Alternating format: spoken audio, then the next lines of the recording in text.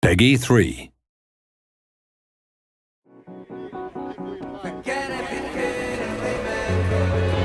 Welcome to the final developer diary for F1 2010.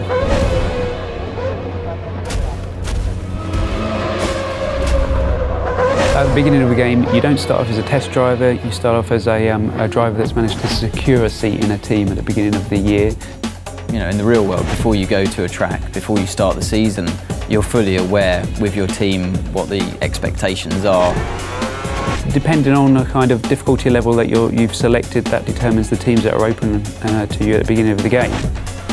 You always, as a driver, want to be beating your teammate. That really elevates you in the team. It also alerts the other teams to your ability.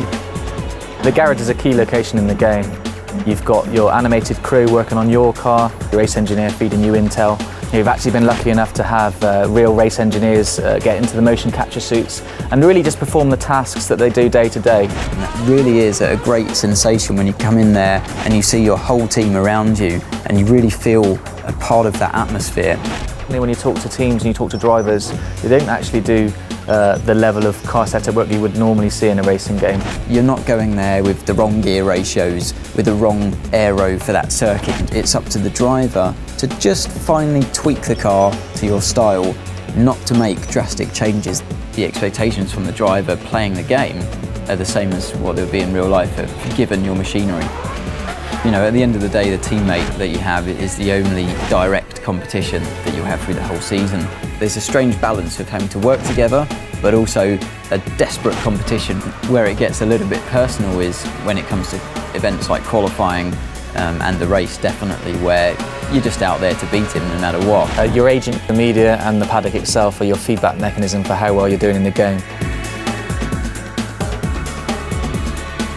The paddock themselves vary location to location. We've got Mike Paddock in Singapore, Melbourne's built in a park, and you're going to see the key buildings.